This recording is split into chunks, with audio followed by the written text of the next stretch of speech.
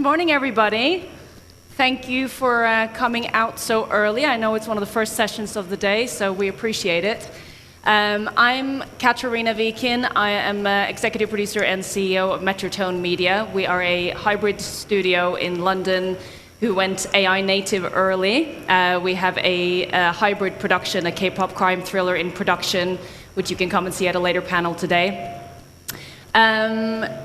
I want the panel to introduce themselves briefly. These questions around AI, as we all know, they've been very polarized. I think everyone here has probably run into AI is either going to replace us all by Christmas, or it's the best thing that ever happened to us all. And the answer probably sits somewhere a little bit more measured in the middle.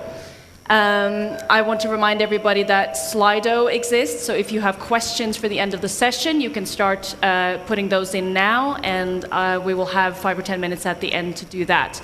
We have 40 minutes, so I'll keep us moving along quite briskly. So let's start by introducing our lovely panel, and we're going to start over here. Good morning, everyone.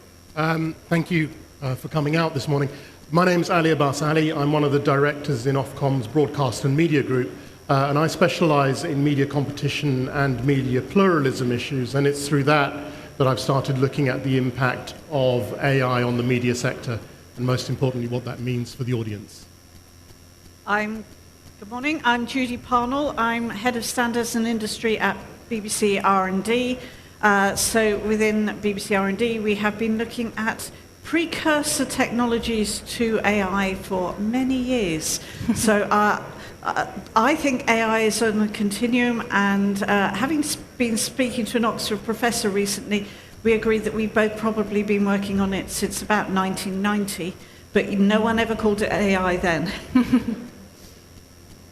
Good morning, I'm Laura Helm, Head of Creative Industries at Digital Catapult. So we are a government-funded organisation that help with the adoption of technologies such as AI, and we try to guide organisations to do that responsibly and ethically. Hi there, my name is Ryan Phillips. I've had a 25-year career in television, and for the past 4 years I've been experimenting with AI. And for the past 2 years, I've been working, making AI content, and I've set up my own company, Uncanny Harry AI, where I make content with various partners. So we have an excellent cross-section from the media industry here, as you can see. I want to start with you, Ali. You've spent a decade at Ofcom, and as we all know, the media roles have been fairly settled. We've all known where it's at, and AI has blown that out of the water, to put it mildly. Where does that leave you? How is regulating AI competition different to where you've been before? Well, everything is different, but some things are the same. So it's important to remember, for those of you who are at the broadcast end of the value chain, the broadcasting code still applies. You are still responsible for the content that goes out over the airways. It doesn't matter how you produced it. It doesn't matter what tools you used to input to it. The accountability for what the audience sees over broadcast rests with the broadcasters. But what we also know is that broadcast is fading. People are getting more and more of their content over IP. There's a whole range of new producers. There's all sorts of ways of getting content. And we find ourselves regulating a narrower and narrower part of people's content consumption. And if we had confidence that that content was high quality, that represented the best standards of what was available, as a regulator you could step back and say, that's fine, that's competition doing what it should do, raising standards, making people be better. But I think the risk that we're seeing is a lot of that content is actually quite poor quality. A lot of my time dealing with media pluralism deals with news content and information integrity, and I think you'll all be familiar now with the vast swathes of misinformation that is arriving into people's news feeds and so on. So there is a really substantial emerging problem in that new information sphere, that new content sphere, that is unregulated, that currently we have no jurisdiction over. But unfortunately, the question is intensely geopolitical. because the main companies are either US, which comes with one set of issues, or now emerging from China, which comes with an entirely different set of issues. And so the mode we've adopted at the moment is to try and understand and learn, because we have no powers, we have no jurisdiction. So what is it that we can do with the privileged position that we sit in to understand what's happening and then speak up and say, this is what we're seeing, and try and influence the policy agenda that way? Interesting. So I want to go to Judy next. So you said that you've seen AI, since the nascent days, since the 90s, when it wasn't even called that. In BBC R&D, do you feel like you're now sitting in front of the curve because of that? Is it behind? Are you sort of comfortably in the middle? Where are you guys sitting at the moment, and what are you seeing? So I think as BBC R&D, we see ourselves taking on perhaps parts of the other parts of the industry don't reach.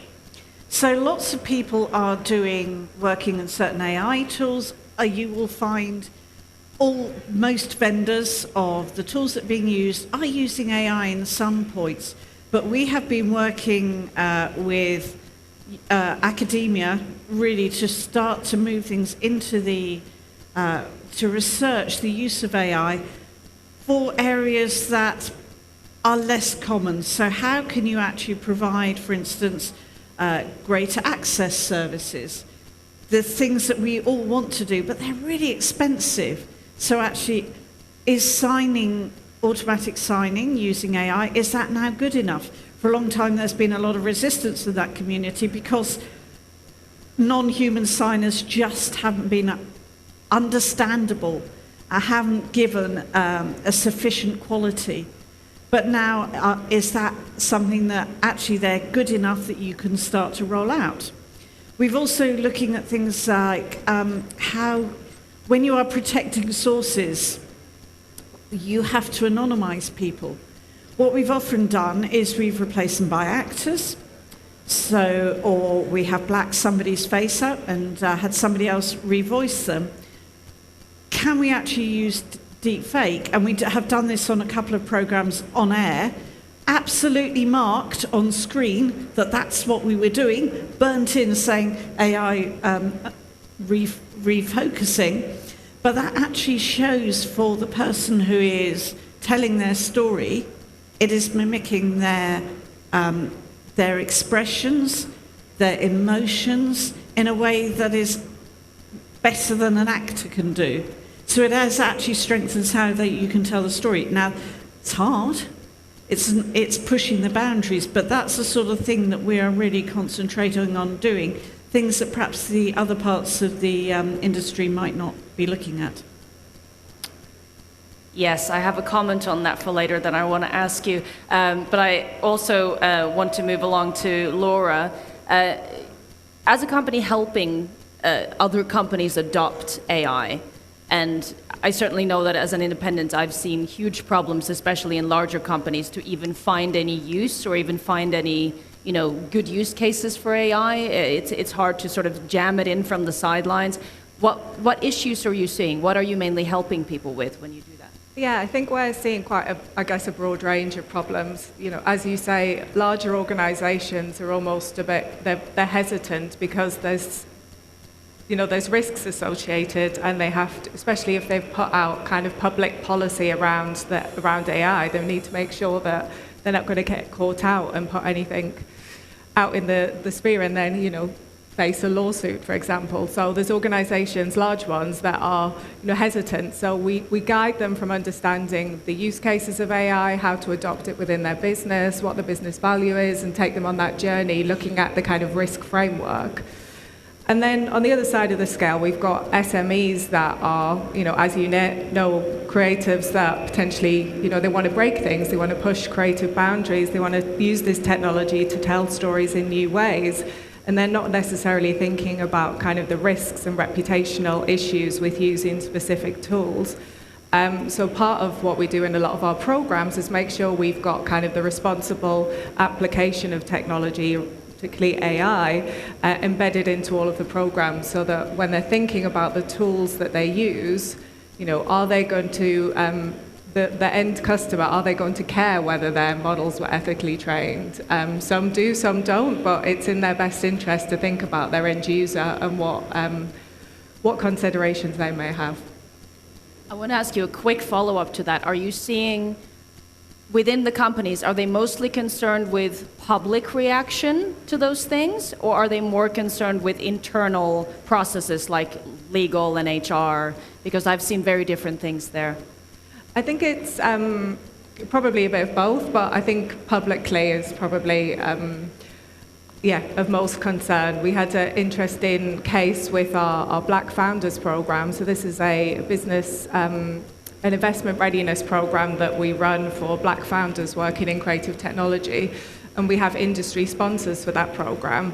And one of them has publicly come out with their stance on AI and responsible adoption of it. And one of our SMEs in part of the cohort was using a model that the industry partner would prevent them from working together because of the model that we're using. So we helped them pivot to another LLM that was deemed safe so that they could work together. So I guess coming back to that point, it's important if you're kind of an end user or customer, what's important to them, and is this going to prevent you from working together?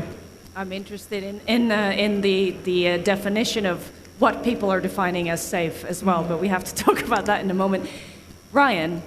So Ryan and I have known each other for a while. We're AI colleagues in this space, so we have both sort of been early pioneers in this game. But you come from BBC and you come from broadcast background, and so coming from this traditional background to this massive new tool, I think a lot of people's understanding can be a little limited for what it actually can do and what it can't. What's the difference between the sort of experimentation in a sandbox that you can do versus very serious broadcast? And can it do those kinds of things? I think the gap is closing rapidly, but at the moment with broadcast, you still have that control that you perhaps don't get in AI. So in broadcast, as a director, you're asking the cameraman to move the camera around in real space. So you can get that inch-on control. Equally with the actors, you can get them to move around in real space.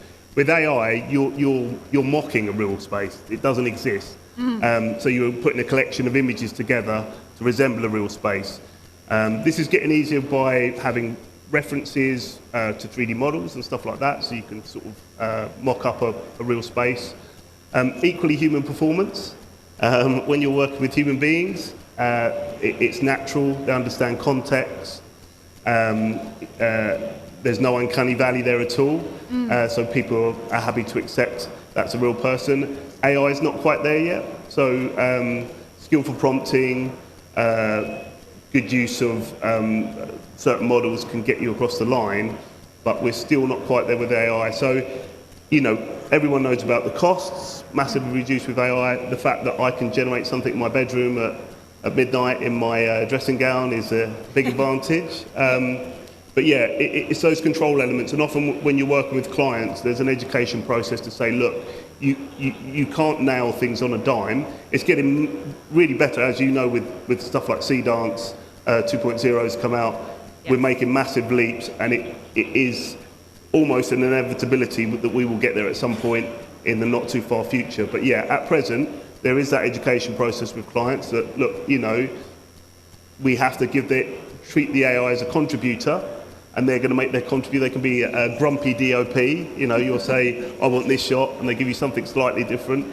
So you have to give a little bit of latitude in the AI to have it contribute to the process, which, you know, some clients are not interested in, and you can rule them out at that stage.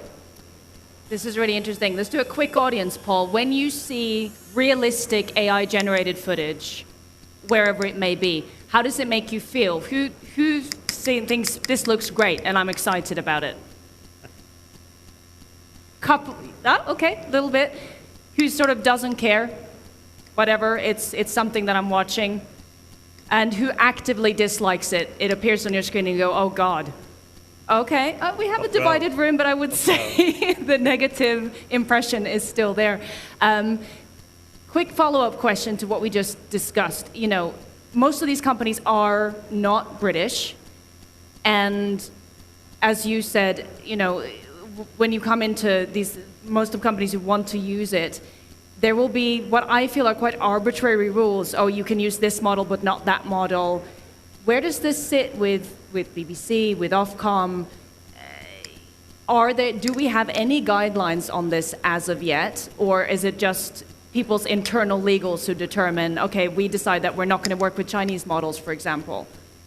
Is there anyone who's laid a framework for this yet?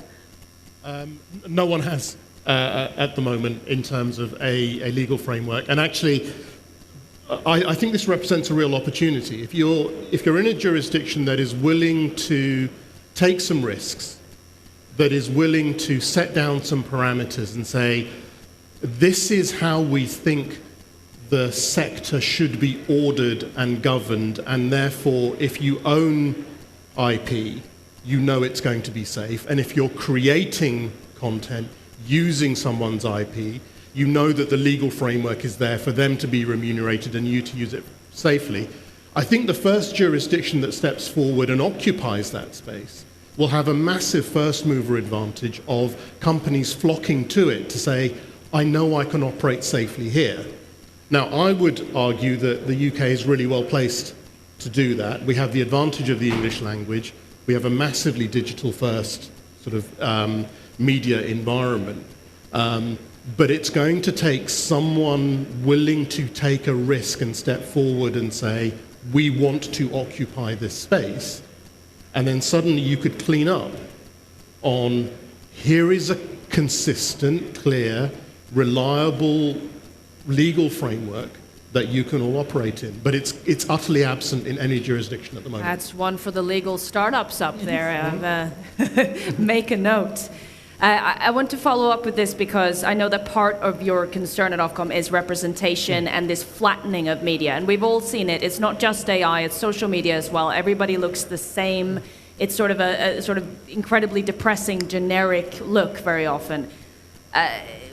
If the foundation models are all trained on scraped media owned by a handful of companies, is meaningful plurality even achievable? Just cut me to the heart, given that plurality is part of my job description. No, the concern is absolutely right. And yeah, if I can give you something really sort of UK-based and visceral, here it really matters that there's a difference between Geordies and Maccans. If you ever spent any time in the Northeast, you will know that. An AI which is just averaging accents and averaging experiences will destroy that nuance and that difference. So if you're looking for a media sector which reflects the UK population back to itself, that reveals its lived experiences and helps people understand, our country, our culture, and what's changing, AI presents a really fundamental risk to the way that those stories are told and the way that those stories come together. I think this comes back to, if you're willing to take a step forward and say, I want to have something in the UK that works for UK production companies and works for UK audiences, and I have access to, for example, a fantastic archive in the BFI and everything that, that the BBC and ITV have done over many decades, and I'm able to create a UK-centric AI model that understands all of these nuances and is free of the chaos of scraped content from the general internet and is curated in that way and actually know the provenance of the information that's come into it, I think that provides you with an opportunity to solve some of those problems. But again, it takes a bit of courage for someone to step forward and say, I'm going to look US tech and Chinese tech in the eye and go our own way. Wow. Well, Laura, it sounds like you already are doing some work in that respect to bring AI to, and more diversity into AI and working with the companies and choosing the right models that way. Could you tell us a little bit more about that? Yeah, I think we've got a responsible AI, responsible tech adoption team thinking about working with individual SMEs and organisations to think about what their risks are, their individual businesses and what's important to them. As I mentioned earlier, it's kind of back again to your customer and what you're looking to achieve and what matters to them, and whether it's important for you to kind of understand where your content or your product or service, where you've used technology and where models were trained or where data is hosted. And again, coming back to the kind of individual businesses and what their kind of end goal is and their customers and being adaptable to that. But we know that for kind of two-person startups that don't have access to public policy teams or they don't have legal support, they are just, trying to look at the regulations and make sense of it themselves. They really do struggle. So it's how we help them understand what the implications that might have on their business. But it is a difficult job for regulators, and Ofcom's just one of other trade bodies out there, and it's hard to kind of go to them all individually and understand the consequences. Well, Judy, I wanted to follow up with what you said before. So you said, things like documentaries where you recreate a person rather than have an actor, and I've worked in documentaries, so I know this really well. I know that a couple of productions did that recently, and the public comments on it were awful. People just for the fact that it said, AI generated, the comments were just like, furious, absolutely furious. With provenance and watermarking, is the industry going to land on a shared standard there, do you think? Is that helpful? So it looks like there is a shared standard, content credentials, which are coming out and marking whether AI has been used in the production. This is becoming is a legal framework coming out of the EU AI Act and also legislation within California. And because we are having these tools are global, a lot of them are actually embedding the credentials and marking the use of AI. What I think is becoming the challenge is saying what actually is a material use of AI that the audience are worried about and where it really matters to them. Are you using a tool that just a bit of extension of a picture, taking a frame from and dragging it out or resizing it, and you're using an AI tool to do that? Is that a particular use of AI? Yeah, it may be, but it's exactly the same thing we used to do using all sorts of other tools. If it's replacing CGI by AI generated, is that a material use of AI? When does this actually become an issue, and when do you want to market to the audiences? I think this is something that you can provide people the information that says what it's come from, and that's where people make their own decisions. It becomes much more important when you're hitting the factual areas, particularly when you're hitting news, and that's the use of AI tools there, and the use of the provenance. And maybe it's rather than saying this is where we've used AI, it's actually what people really want to know is who's standing behind it, and who is telling you that this is true, and who is actually putting their name against it, and then that's how you make the decision. And that's where these tools come across. Oh, and that's hard when you can easily generate a fake BBC logo these days. Yeah, but actually there are these tools around the content credentials. Yes, you can put the tools on, but that you can't grab our credentials and sign with them, and that's where with that it's in the you get that extra level of security coming on.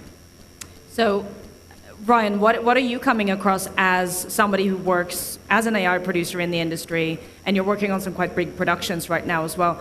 Do you see things stopped internally because of legals? Where are the barriers? Where, do people set like, okay, for this project we're going to use only, CDANs, only runway, whichever model it is? Do you get told that? Do things get stopped for you? So last year, quite a few projects got stopped by legal purely because once they understood what the tools were, they weren't interested in using those. So we were in discussion on a few projects that stalled. More recently, with a lack of clear structure around, people have been following their own codes, stuff like clean prompting. So you don't reference any copyright material in your text prompts, or you don't ingest any copyright material to use as prompts for your video prompts or image prompts from other copyright material. So you can present your prompting and say, look, I've not attempted to steal or reference or use anyone else's copyright. Equally, there was a tendency for preference to the American models, but with the advances that the Chinese models are making now, there's a big separation in capability, so that is starting to relax. Equally, there was issues with uploading copyrighted material to Chinese servers and stuff like that. Equally, certainly for the more experimental stuff that isn't hidden transmission, that is becoming relaxed. Equally, for smaller companies like myself, there's model aggregators that offer indemnity insurance, like FreePick and Runway. But yeah, it is beginning to loosen. Large organisations want to work with like VO and these established models that are their servers are housed in either Europe or America. But as I say, the Chinese capability has shocked people, and that's sort of put a cat amongst the pigeons. But it is, like I say, clean prompting, not ingesting stuff. Also, having your initial inputs as human generated. Yes. So getting real people to allow you to use their likeness, and you're feeding that in. So that is a real person that's given you your likeness. Equally, if you're designing character work, that you've got an artist making those characters and you're ingesting them. So you've got a proof of ownership going back to the original source material that you've ingested. But as I say, this landscape is changing on a case-by-case basis with America. This stuff's been evolving as it is. There's a lot of talk about human input. So if you create something from a still image and say, I want to copyright that, you haven't got a hell's chance. But if you're ingesting your own material in that, if you're using Photoshop to change it, if you're making a film where your script is involved, then the human effort involved, there's been some cases in America that says that level of human effort means that you can copyright the majority of that output because it is, not made by a machine. It's merely a tool facilitating the human. Yes, the human input is incredibly important. It is at our company as well. It's very worth remembering. We always make sure the script is human generated. You start there, and then, whatever tool can help you. There's been a lot of talk about the cost saving in AI, and that's often a leading argument, which I'm not the biggest fan of. But if somebody would start in a company now spending some money on AI, where would you put that, Ryan? Having someone who's gone from the bottom up with this. I'd say initially they used to talk about local compute, but that's not so much an effort now because the open source models aren't delivering what the closed source models go. So the open source stuff that you can run locally on your machine, the closed source is stuff that you use on other people's servers. The sort of gap is getting wider between what you can do open source and what you can do closed source. So local compute's not so much a factor. So buying into one of these enterprise models that will indemnify you and give you access to all the models. So the other thing is models capabilities change quite quickly. So one thing that is the benchmark best suddenly is not the best. So if you go through these aggregators, they will implement the new models and you can switch your pipeline fairly quickly. And finally, I talk about training. That's the real bottleneck that's coming really fast to us is there's not a lot of people who's using this stuff to a professional standard. There's plenty of people making slop for the internet. There's plenty of people making cat memes.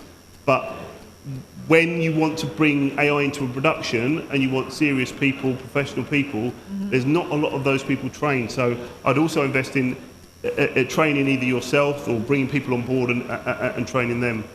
Yes, it's not enough to put the intern on the AI question anymore. That's for sure. What about you, Laura? Where would you put a small indie that came to you with 20,000 to spend on AI? Yeah, I think training is a really good shout. I think things are moving at pace, and it's hard to keep on top of kind of regulations and the latest models. But I think just investing in training or the talent, if you can, of kind of how to use the tools to the kind of best efficiencies that they can offer. So yeah, probably talent and training. So I want to ask this of all of you: which roles are genuinely at risk? So let's talk about the risk element for just a minute.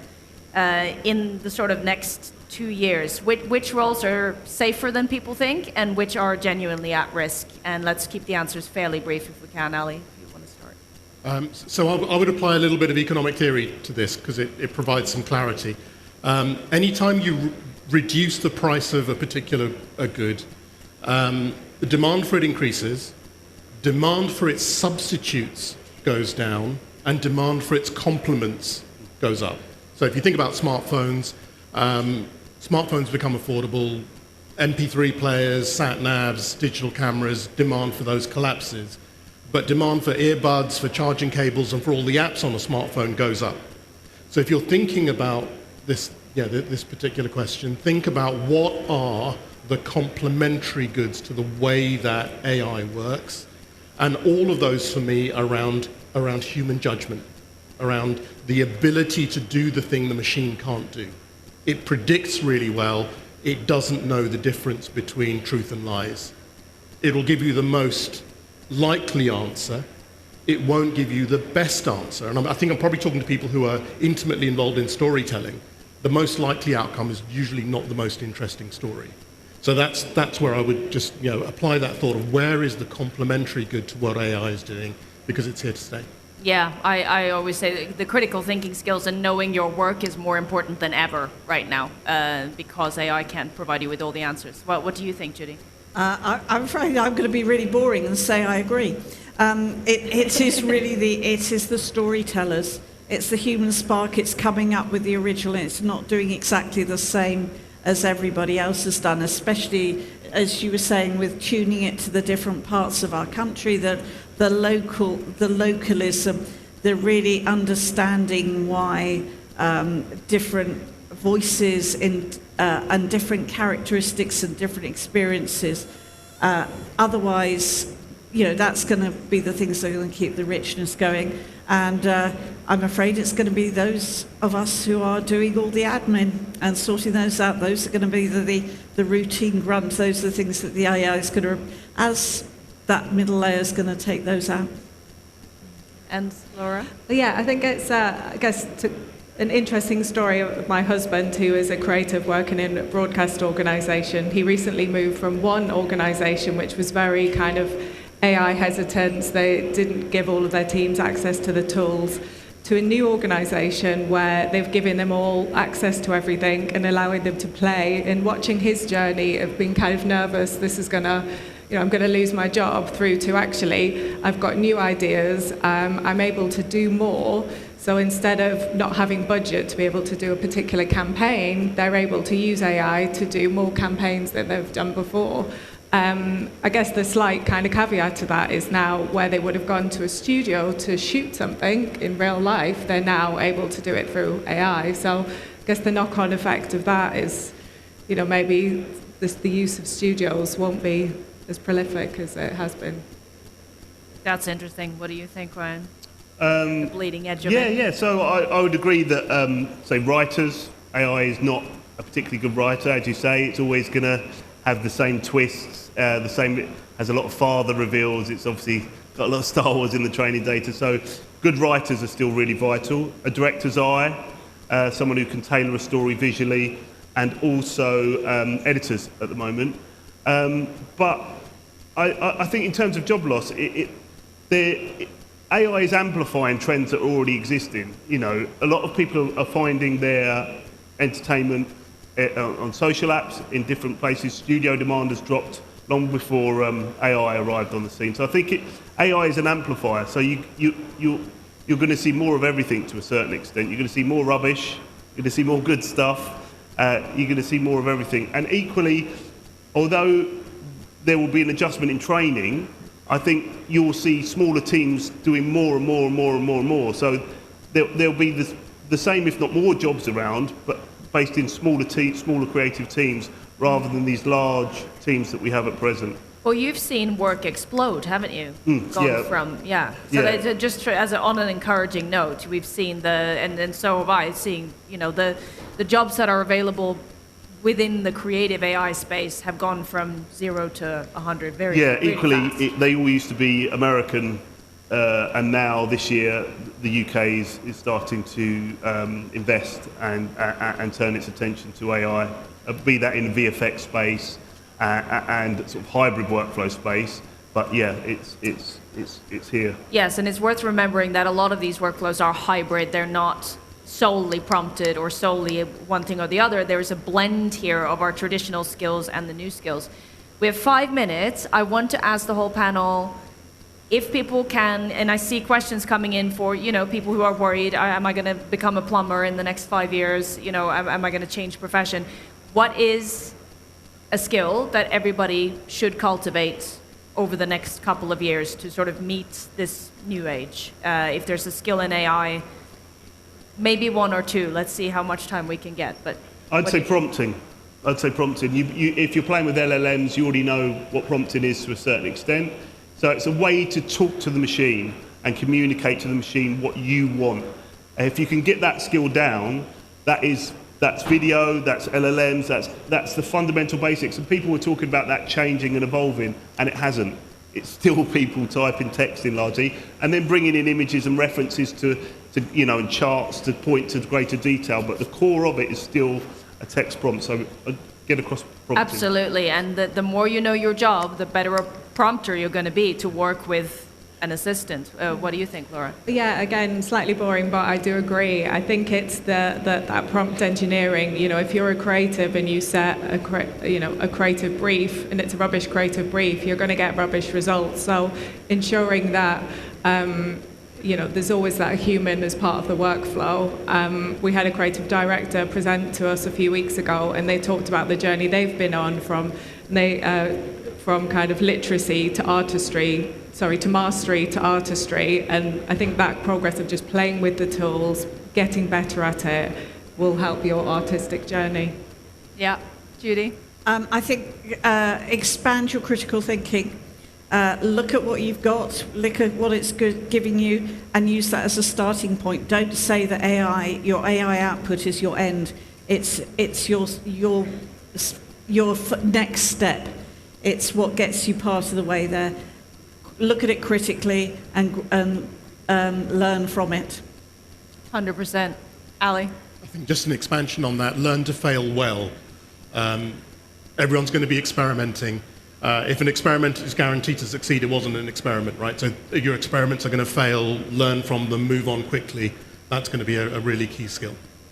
Absolutely. And just a last quick audience poll. Who feels generally more negative for the next few years in this AI nascent space in media?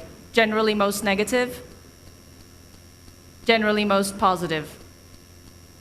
This is encouraging, right? This is encouraging. And I will repeat, my opinion on that last question is, it is more important than ever to be really, really good at what you do. An experienced cameraman is going to prompt a video model much better than someone who's an amateur. Someone who's an amateur music maker might be able to type something into Suno and it sounds cool for a minute, but you can't master it, you can't disseminate it, you can't do all the things that a musician can do. We still need all of these skills. Now, we should have a few minutes for questions, and am I good to go along with those? 2, okay, quickly. Let's see. Yes, we dealt with this already. Ali, you highlighted a risk of losing plurality, and for Ryan as well. How much work do you have to do to coax the models into producing unbiased content?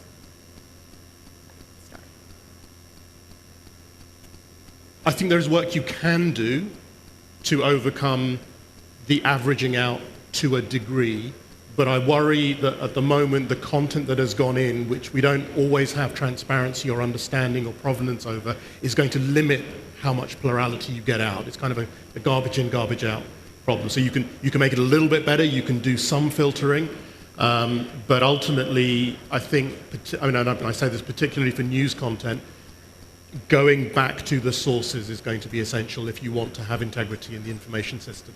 And Ryan, do you have to coax it a lot to get those? I think it's increased massively. Stuff like accents we were talking about earlier. You were talking about the subtleties of accents. That's improved massively in the training data. But equally, you know, the human input, you can ingest voices, you can put people there, you can express, you can provide that plurality as a reference to the model and bring that in from the real world. You don't need to just do what's in the box. And one really important question here, we're talking about, you know, the benefit of being experienced in the industry, but will AI prevent junior individuals making headway into the market? Judy, do you think? I think it is incumbent on us all to make sure that doesn't happen. Yes. That we are bringing in the next generation, because if we don't bring in the next generation, we might be okay for the next 5 years, for the next 10 years, but where are we in 20 to 30 years? Exactly. Laura, what criteria do you use except for a model for appropriate use? Is it country-based, open source, indemnification from the supplier when you recommend to companies what they should be using? Yeah, I think it's really difficult. There's probably lots of those considerations. So yeah, we have a AI adoption toolkit on our website that has some recommendations. So I refer people there. Yes. Someone asks a pertinent question here. Paul from the BBC. Most of the panel has revealed a desire for Gen AI to perfectly emulate or exceed human performance. I don't know if we have we?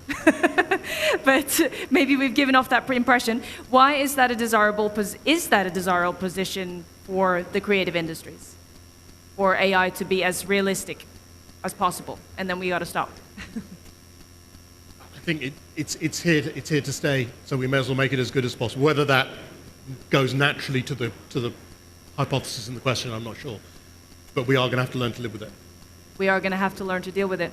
Okay, that's it, folks. Thank you so much for coming.